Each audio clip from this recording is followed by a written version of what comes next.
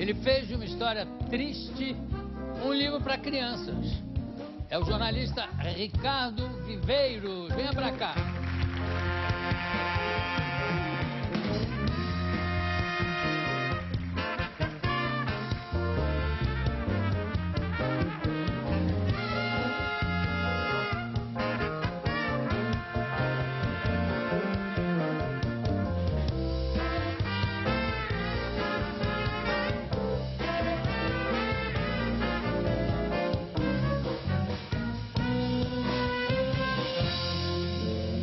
Ricardo, você não pensou em fazer um calendário com essas meninas para lançar o seu livro, né? Olha, a ideia é boa. É boa, não há É dúvida. muito boa. Como é que surgiu o livro aqui? E conta um pouco da história triste que, de repente, vira um livro para criança. Então, Jô... Aliás, perdão, desculpe, sem querer interromper, já interrompendo. Uma história triste, pessoal, inclusive, né? O grande fato é o seguinte, eu, como jornalista, cobri guerra, cobri queda de aeronave, cobri incêndio, uma série de coisas. E a gente imagina que a tragédia acontece com os outros. E, de certa forma, o ser humano é até um pouco egoísta, porque quando a tragédia acontece com os outros, ele fica sensibilizado, mas fica feliz, que bom que não foi comigo, né? E quando ela acontece com você, você se surpreende. Por mais que você esteja acostumado à tragédia, ela é uma grande novidade. E é uma novidade dura, uma novidade triste. E há 15 anos atrás eu perdi um filho de 26 anos, um moço bonito, que era cartunista, ilustrador de livros infantis para várias editoras e trabalhava para vários jornais, etc. E com ele uma netinha de 6 meses. Nossa. Eu enterrei o filho e a neta, um caixão sobre o outro. E eu tinha perdido meu pai há 5 anos, a minha mãe há 1 ano. Eu olhava para trás, não tinha passado. Olhava para frente, não tinha futuro, porque eu perdi o pai e a mãe, não tinha referência do passado. Olhava o futuro, perdi o filho e a neta, que é contra a lei da natureza. Você imagina... Isso aqui é o mais terrível. É terrível, é uma dor que você não tem ideia, é uma dor insuportável, um negócio... E outra coisa, se você não é uma pessoa educada, culta, informada, você põe uma pedra em cima e diz, olha, Deus quis. Mas se você tem noção das coisas, você quer uma resposta e essa resposta não vem. Você se pergunta o tempo todo por quê? E a resposta não vem. E também essa coisa de atribuir a Deus, ao mesmo tempo, ou a pessoa se revolta com Deus, ou assume como se fosse uma vontade de Deus, como se Deus tivesse interferência em cada passo de cada pessoa, quando é uma visão, eu acho que é uma visão de Deus muito limitada, né? Não, então, você é injusto com Deus. Né? Você culpa a Deus de uma coisa que ele não tem culpa necessariamente. E como é que aconteceu Olha, meu tragédia? filho passou naquela época eu trabalhava numa emissora de televisão e numa emissora de rádio aqui de São Paulo, e eu tinha ido ao aniversário de um colega. Voltei, cheguei em casa, me preparei para dormir e tal, deitei, segurei no abajur. Quando eu apaguei a luz, tocou o telefone. A mesma mão, acendi de volta, atendi o telefone, e era um sujeito dizendo que eu tinha sofrido um acidente e que eu estava muito mal. Aí eu achei aquilo estranho, pensei que era um trote de mau gosto. Só que meu filho tinha o meu nome, Ricardo Viveiros de Paula Filho. E era ele. E aí eu disse, olha, e tal, e papapá, aquilo confuso, eu levantei, me vesti e fui para o hospital. Cheguei no hospital e encontrei uma cena dantesca, por um hospital público, um hospital onde as pessoas entravam na UTI, mexiam no bolso do sujeito, procurando documento e tal, aquela coisa... Na UTI? Constrangedora, E aí eu disse, olha, vou remover as pessoas aqui. Estava o meu filho e a minha nora no hospital, a minha netinha no outro hospital do outro lado da cidade, o meu neto no outro hospital do outro lado, e eu corria de um hospital para outro em plena madrugada, e morre a neta, aí eu vejo que o netinho estava bem, volto para lá, meu filho mal, a minha nora mal e tal, e eu fiquei naquela história até que um médico, um jeito assim simples, chegou e disse, olha, você pode remover o seu filho, mas deixa a sua nora aqui que eu vou operar a sua nora. Eu disse, não vai não. Quem é você? Não, eu sou o cirurgião e tal, mas eu não confio, isso aqui é uma esculhambação e tal. Eu disse, não, você confie, por favor, deixa eu operar. E ele salvou a vida dela. Puxa, Era um brilhante cirurgião, daqueles como é o nome? que... Eu não lembro, porque algumas coisas eu apaguei, mas era um brilhante cirurgião, daqueles casos assim, ele fazia um plantão por semana porque queria manter, foi o primeiro emprego dele, mas ele já era um cara conhecido, bem de vida e tal. Olha, mas ele soube que ele ia salvar a vida dela. Esse é um sujeito, realmente um verdadeiro médico, né? Quer dizer, excelente médico. Imbuído do juramento que fez, isso eu acho... Não, e ele acompanhou ela durante 1 ano depois. E a sua mulher, como é que ficou? Ela soube no mesmo momento? Como é que foi? Eu era separado, ela morava em Petrópolis, ficou sabendo, se assustou muito e veio para ver o Ricardo. Agora, o que causou o acidente? Porque aí é que eu acho que tem a continuação da história. Um sujeito irresponsável, alcoolizado, desce em plena noite uma avenida, com chuva, na madrugada, avança o farol, bate no carro, joga dentro de uma farmácia. Então, o carro do meu filho. Meu filho estava guiando com cinto, a Nenê, o Moisésinho com cinto. Então, estava voltando para casa, ele tinha ido a um shopping. E aí o sujeito avançou, o farol bateu e tal. Fugiu, não deu socorro às vítimas. Foi embora, voltou, constatou o que havia feito, fez um BO falso de acidente sem vítima só para receber o seguro e desapareceu. Quando aconteceu... De acidente sem vítima? Sem vítima. Depois eu tive que fazer um novo BO com a verdade dos fatos, com as testemunhas todas. E o carro, ele jogou o carro dentro de uma garagem? Não. Bateu de uma farmácia? Uma farmácia. Que coisa louca. Num cruzamento ali da São Caetano com a Cantareira. Bom, e aí, seguindo... Aí o que acontece? Eu, durante 15 anos, até porque na época era todo mundo pequeno, eu era o único adulto, exceto a minha nora, mas ela ficou 1 ano se tratando. E eu, por uma questão de cidadania, pois eu, como jornalista, a vida inteira preguei que as pessoas façam boletim de ocorrência, que as pessoas acreditem na justiça, que as pessoas confiem na justiça, etc., como é que eu ia abandonar o caso? Então, em nome deles, que eu falei também lá adiante, eles podem me cobrar. E em nome da questão de cidadania, eu persegui 15 anos ali com o advogado, a lei mudava, ele não deixava prescrever e tal, até que, passados 15 anos, o ano passado, o sujeito baixou a guarda, achando que nada ia acontecer, e aí fez um crediário, alugou uma casa, foi pego, foi julgado, pegou 1 ano e 9 meses, está respondendo em liberdade. Agora, 1 ano e 9 meses, eu não quero bancar aqui promotor e juiz, mas 1 ano e 9 meses não é muito pouco por um assassinato duplo e mais uma vítima? E eu acho que até 2 anos, automaticamente, a pessoa tem direito a sursi, não tem? João, acontece que essa é a lei. Eu não estou falando em vingança, não, não, por sim, favor. Estou falando em responsabilidade. Em momento nenhum eu tive instinto de vingança, em momento nenhum eu quis reparação financeira. Eu queria fazer a justiça. E a justiça do meu país dá 1 ano e 9 meses para um sujeito que comete um duplo assassinato. Aí você vai me dizer assim, mas Ricardo, ele não queria matar o seu filho, ele não queria matar a sua neta. Mas ele sabia que irresponsavelmente, descendo uma avenida em alta velocidade, de noite, com chuva, bêbado, avançando um sinal, ele ia matar alguém ou se matar. Podia ter morrido. E no julgamento eu não quis ver a cara dele, consegui até que o juiz fizesse uma gentileza de ouvir minha nora em separado, para que ninguém visse ninguém. Porque você imagina o que seria o confronto. Não quero nem imaginar. Agora, e o livro, como é que sai disso tudo? Sai um livro com ilustrações do Eu trouxe Rubens para Matuque. você aqui os originais das ilustrações do Matuque, que é um trabalho excepcional.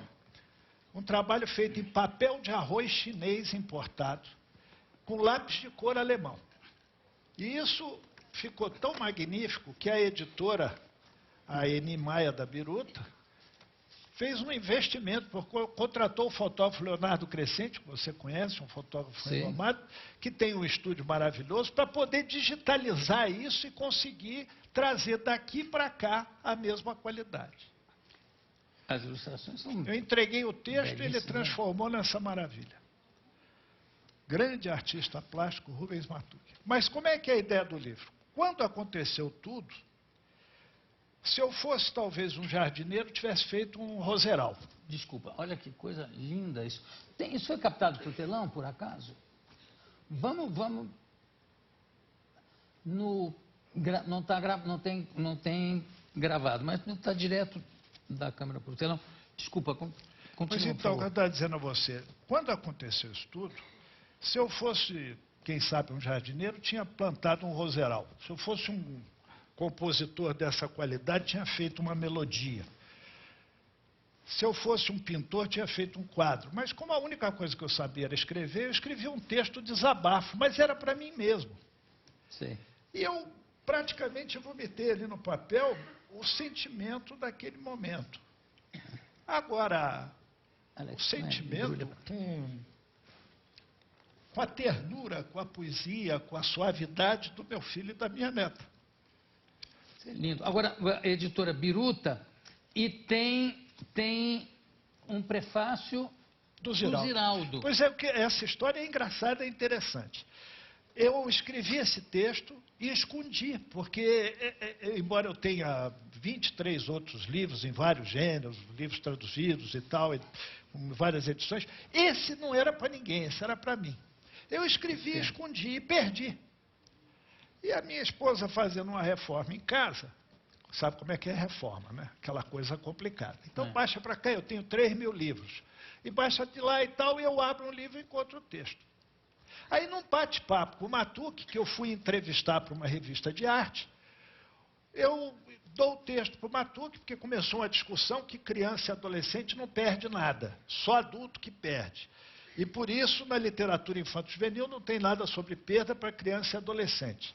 E aí eu disse, não, perde sim, perde o bichinho de estimação, perde a babá que a criança cresce, vai embora e não quer trabalhar na casa, perde o avô que morre, perde o amiguinho que muda, perde o coleguinha da escola que vai embora e tal, isso, aquilo, perde a professora que gosta, né? Quem não gosta de uma professora? Né? E aí, de repente, olha aí. Tem professora bonita assim, né? Tem. Então, o pessoal gosta da professora. Evidente. E aí, o que aconteceu? Ele falou, é verdade e tal. Eu falei, olha, eu, por exemplo, tenho um texto que eu escrevi sobre perda, quando perdi meu filho e minha neta. Eu quero ver. Mostrei para ele. Ele se apaixonou, pegou papel de arroz chinês, lápis de cor alemão, fez essa maravilha.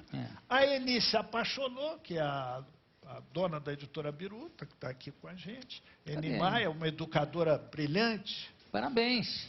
Foi secretária de Educação da Prefeitura, ocupou vários cargos nessa área.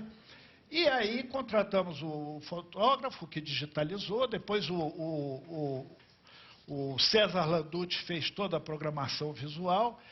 E aí eu, não acreditando que era um autor de livro infantil, com medo, mostrei para a Edla Van Stein, que adorou, mostrei para a Cissa, que adorou, e mandei para o Ziraldo. Aí o Ziraldo não respondia, e eu falei, está vendo? Isso é o Matuque, carinho, a Eni, generosa e tal. Mas aí vem esse prefácio emocionado do Ziraldo. E eu caí duro e falei... A resposta dele já foi o prefácio. Já foi o prefácio. E disse para mim, estou te mandando um prefácio emocionado. E aí, como o Ziraldo é o Ziraldo, eu acabei entendendo que talvez começasse a nascer um escritor de livro infanto-juvenil. Maravilha, maravilha. Olha... um prazer falar com você, e inclusive é uma demonstração de uma palavra muito usada hoje em dia, mas que isso é verdade, de superação também, né? Olha, lendo o livro agora, 15 anos depois, lendo o texto no livro, é que eu entendi o quanto ler esse livro me ajudou a superar tudo. O quanto ter escrito esse texto lá atrás me ajudou a superar tudo que eu superei. Anos depois. Anos depois. Quer dizer, eu tenho o filho do meio, que é o Felipe, está com 18 anos, tenho o caçula, que é o Miguel, está com 10, e ajudo a criar 2 netos, né? A Juliana, que está com 22, mora no Rio, e o Lucas, que tem 16, mora aqui em São Paulo. e somos todos uma família feliz. Agora, eu soube fazer uma pergunta absolutamente prosaica, que é o seguinte, você tem horror de barata, é verdade? E essa é uma grande história. Pavor mesmo de barata? Pavor de barata, e eu vou explicar por quê para você. Meu pai, que era um sujeito da área da saúde, para educar a gente, lá nos anos 50, levava até o laboratório, botava uma barata no microscópio e dizia assim, olha aí.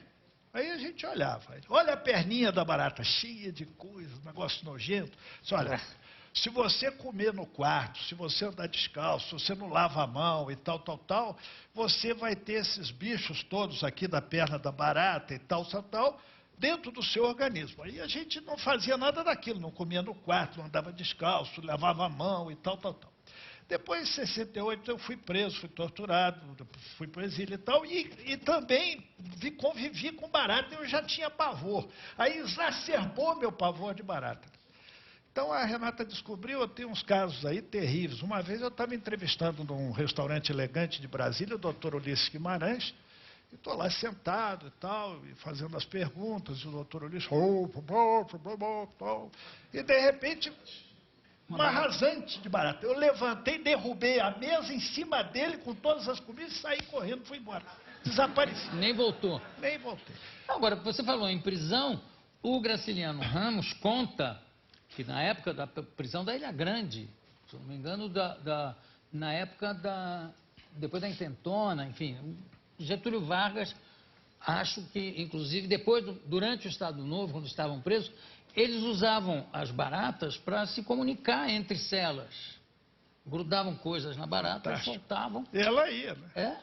E barata é bem mandada. Tem uma tese que... Barata é bem mandada. Não, tem uma tese que o cidadão, o ser humano, ele tem medo de barata porque ele reconhece que a barata só não pensa, porque se pensasse era superior a ele. Parece que a ciência diz que a barata é uma coisa assim muito capaz, que barata resiste à explosão nuclear. É verdade. Eu gosto de... Agora, uma vez eu derrubei um defunto por causa de uma barata. Como é que é isso? Detonei o enterro. Eu tinha uns 16 anos e morreu o pai de uma coleguinha de escola. E eu, como era o cara que escrevia no jornal da escola e declamava e tal, aquele negócio todo, fui designado para representar a turma no enterro, para levar os pêsames e tal. E lá fui eu, era o cemitério do Catumbi, no Rio, aquilo baixo, quente.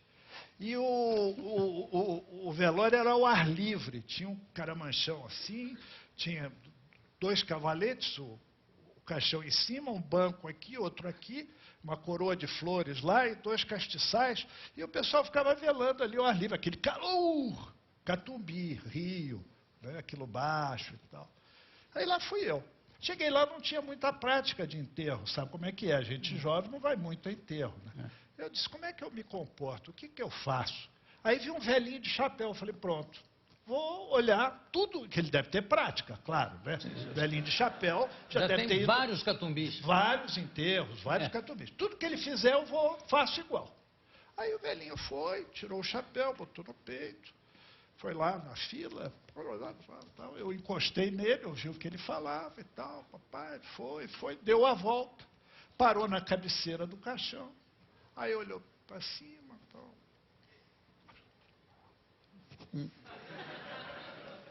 Aí tinha um lencinho na cara do morto, lembra? Antigamente usava isso. Botava um lencinho de cambraia assim na cara do defunto. Eu nunca vi isso. Mas aí ele segurou assim já o chapéu, vi em filme.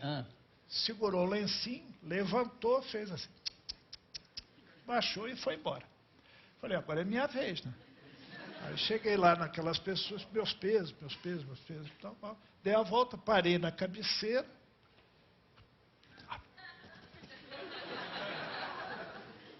Falei, bom, agora eu vou ter que olhar o cara. Segurei o lencinho na ponta, levantei. Quando eu levantei, aqui na coroa moveu-se algo. Aí eu olhei e vi aquela antena. Mas, rapaz, era um Phantom F5, não era barata. A antena fazia assim, era aquele negócio, que cresce, né? Quando você tem medo, o bicho cresce. Eu pensei, vai voar em mim, mas não deu outra. A barata fez... Ela escolhe. Aí eu fiz assim, oh! e derrubei o caixão no chão e o defunto rolou no pé do pessoal. Como ninguém tinha visto, o pessoal pensou que o defunto tinha levantado, saiu todo mundo gritando.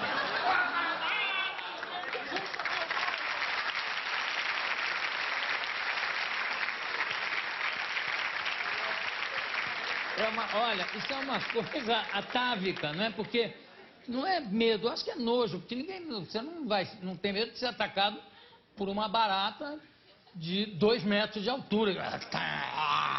Mas é uma dente. coisa... Eu imagino que barata tem dente. Tem. Eu fui fazer um show uma vez num lugar que eu não vou dizer um nome, mas era um lugar que tinha muita barata. Aí eu fui pro hotel, que era o melhor Jamais hotel. faria um show no lugar desse. Era o melhor hotel da cidade e o pior hotel da cidade. Era o único. E quando eu, de repente, eu entrei no banheiro, no quarto do hotel, eu entrei no banheiro, tinha um monte de barata assim se escondendo. Tinha uma parada, como se fosse bem no meio, assim, parou uma. E eu tenho nojo de esmagar a barata. O máximo que eu faço é ir chutando ela para fora do país. Ela né? sobe. Aí o que eu fiz? Peguei um spray de desodorante, inundei a barata. Ela parou ali. Aí eu peguei um fósforo, incendiei a barata. Ela começou a pegar fogo. Aí todas as baratas tinham ali, ficaram em volta dela, Você olhando. Vê? Solidariedade. Aí eu falei, que isso sirva de lição para todas vocês. Não apareceu mais nenhuma barata. Inteligente. Então, olha, somos irmãos na mesma fobia racional. Não, eu também não gosto de docinho de coco. É mesmo? Detesto. Olha, nos conhecemos desde criança. Então. Muito obrigado, conversei com o Ricardo Viveiros. Daqui a pouco a gente volta. Bravo!